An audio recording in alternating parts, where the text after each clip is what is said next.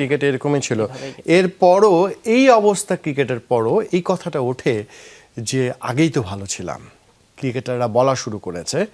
আপনার এই যারা আর কি বন্ধু আশপাশে বা সবাই বা আপনারাও এই সব কিছু মিলে এই যে ন্যারেটিভটা দাঁড় করানো হচ্ছে দীপন ভাই, মানে মানে এটা আসলে আপনি কি মনে করেন?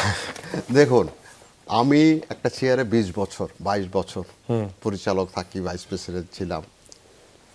সে চেয়ারটা আমার কাছে অনেক মধুর। আমি ক্রিকেটের জন্য কি করেছি কি করি নাই এটা কিছু আসে যায় না। যখন আপনি চেয়ার থেকে সরে যাবেন তখন আপনি আমি তো বারবার একটা কথা বলছি যে 5ই আগস্ট দেখে আমাদের দেশে ফিরে আসা বা অনেক ক্রিয়া অর্গানাইজাররা মাঠে আসা, সেই স্বপ্নটা কিন্তু আমাদের ভেঙে গেছে তখনই যখন আমরা দেখি যে আমাদেরই কলিগ যারা 5ই আগস্ট 6ই আগস্ট 7ই আগস্ট ক্রিকেট বোর্ড দখল করে পোস্টারিং করে এদের এগেনস্ট আন্দোলন করে ক্রিকেটকে বাঁচানোর জন্য নামলো, তারাই এখন তাদের সাথে। এখন আপনি বলেছেন আপনারা নেননি বলে তো তারা এখানে গেছে।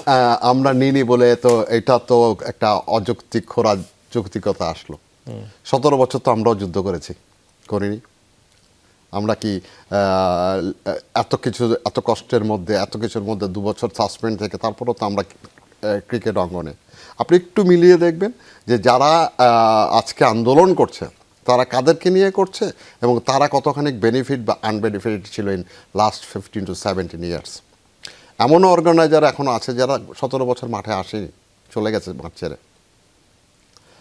পট পরিবর্তনের মধ্যে কোনো একটা কিছুর আশায় তারা চলে আসছিল 5-6 তারিখে, পরে দেখলো যে আশা পূরণ হচ্ছে না, হবে না, এদের সাথে থাকলে পরেই আমার আশা পূরণ হবে। আমি একটু আনঅফিসিয়ালি এই কথাগুলি বলছি, বাট অফিসিয়ালি ধরে নিতে পারেন।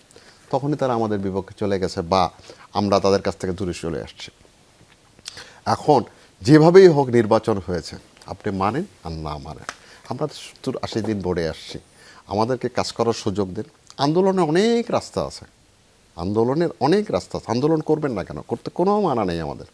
কিন্তু আমরা কাজ করছি কিনা, আমরা করাপ্টেড কিনা, আমরা ভালো কোনো কাজ করতে পারছি কিনা, এটার তো সুযোগ আমাদেরকে সময় তো আমাকে দিবেন না? দিবেন। কিন্তু এই জিনিসটা তারা মেনে নিতে রাজি। ইন্টারেস্টিং স্টোরি আপনাকে শুধু একটু বলি। লাস্ট 15 বছর 17 বছর যে বোর্ড ছিল, করাপশন নিয়ে আমরা অনেক কথা বলছি, আপনিও বলেছেন, নিশ্চয়ই আপনাদের মধ্যে আন্ডারস্ট্যান্ডিং হয়ে গেছে বলে আমরা সময় নিচ্ছি, আগাচ্ছি। আরও মজার কাহিনী আপনাকে শুধু বলে দিই, তদন্ত আরও হচ্ছে কিন্তু লাস্ট 6 মাস 7 মাসের বোর্ডে।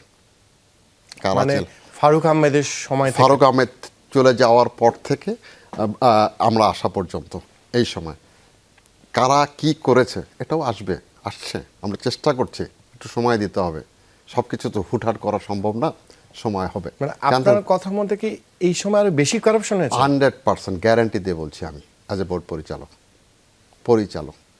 মানে নাজমুল হাসান পাপনের বোর্ডে যা হয়েছে তার থেকে 15 বছরে যা হয়েছে, হয়তো সমান করাপশনটা না হলেও কাছাকাছি করাপশন কিন্তু গত 5 মাসে হয়ে গেছে। এটা আমি গ্যারান্টি সহকারে বলছি এবং এটা আমরা প্রুভ আপনাদেরকে আস্তে আস্তে দেব। সময় হয়ে গেছে, তদন্ত চলছে, অডিট বসে গেছে, একটু সময় নেন, দেখেন কারা এটা লিড। এখন যেহেতু তখনই কিন্তু আপনি আমার কাছে খারাপ হয়ে যাবেন। মানে এই যে কারাপশনগুলো হয়েছে তখন তো আমরা জানি কয়েকজন মাত্র বোর্ড পরিচালকই নাকি যারা বিভিন্ন জায়গায় থাকেন বোর্ডের, আমরা শুধু বোর্ড পরিচালক আমি একা দোষ দিব না, কারণ প্রমাণ সহ আপনাকে যখন আমি না দিতে পারবো তাহলে তাদের বিরুদ্ধে একটা অন্যায় কথা বলা। শুধু বোর্ড পরিচালক না, সাথে তারা যারাই ছিল তারাই। সিম্পল উদাহরণ, আমি বেশি দূর যাওয়ার দরকার নেই, ছোট্ট একটা উদাহরণ। অফিসিয়ালি এসেছে, ইনকোয়ারি কমিটি বসে গেছে, রেজাল্ট চলে আসবে খুব তাড়াতাড়ি। আপনি দেখেন উইকেটের কোনো লক্ষণই নেই, মাটির কথা বলবেন, মাটি। আপনি বিশ্বাস করবেন না, 2 বছর আগে যে কোম্পানি ব্যান্ড হয়ে গেছে সে ওয়াকিটকিও বিক্রি হয়েছে আনবিলিভেবল প্রাইসে। এরকম অনেক, জাস্ট আমি একটু আনঅফিসিয়ালি বলছি, আমি সরি টু সে, এটা কেউ ব্যক্তিগতভাবে নেবেন না, এটা আমাদের ইনকোয়ারিতে চলে আসতেছে একটা একটা করে। আপনি সিকিউরিটি কমিটিতে আপনারা কী করেছেন, লজিস্টিকে আপনারা কী করেছেন, একটু সময় দিতে হবে আমাদেরকে। আপনারা ঢালাওভাবে আমাদেরকে অবৈধ অনেক কিছু বলছেন, আমরা প্রতিবাদটা করার স্টাইলটা একটু ডিফারেন্ট নিচ্ছে। আমাদের 24 তারিখ বোর্ড মিটিং, দোয়া করবেন সবার কাছে, ইনশাল্লাহ অনেকের মুখ খুব তাড়াতাড়ি উন্মোচন হয়ে যাবে।